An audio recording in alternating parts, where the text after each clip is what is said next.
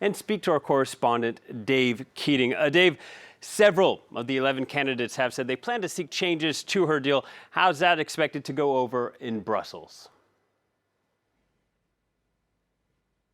Yeah, not well. I mean, the EU side has made it very clear that that deal is not open to renegotiation. It's not just the EU negotiators that have said that, it's all 27 of the other EU national leaders. They reiterated that last week at the European Council summit. They were asked, mostly by British journalists as they were coming in. Everyone made it very clear it's not open to renegotiation. In fact, it's even in the text of the extension that the UK got until October 31st. It says very explicitly in that text that this extension cannot be used to renegotiate the deal that's on the table. So there is frustration in Brussels that this message is being put forward by really most of those leadership candidates, that they should become the next leader of the UK because they could go to Brussels and renegotiate. Now, what a lot of those leaders are saying is that, look, I know the EU is saying they won't reopen the withdrawal deal, but when I come and I say, look, it's this or you're going to have a no-deal Brexit, then they're going to back off out of fear or intimidation. The problem is that is exactly what Theresa May was saying before. She was saying, I will walk away with no deal if you don't renegotiate this text, and the EU didn't blink. So there's really no reason to think that someone else delivering that same message would produce a different result. Now, Dave, this Brexit process has been a long and painful ordeal. What's the feeling about Theresa May in the EU? Are people sad to see her go?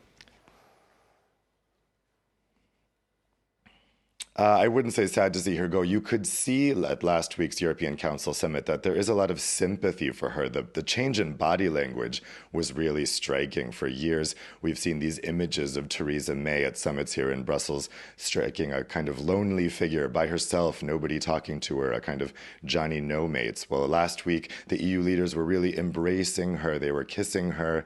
You could see that they'd have some sympathy for her. Obviously, this is not a great position that she's in, and I think a lot of them feel that she's been dealt with unfairly by her own party. On the other hand, there have been huge frustrations with her over the past 3 years about how she's handled these negotiations. Really right from the start when she became prime minister, and she immediately took such a hard-line stance on Brexit, saying no customs union, non-negotiable, no jurisdiction of the European Court of Justice, non-negotiable. There was perplexion in Brussels because the referendum itself hadn't really said anything about those things.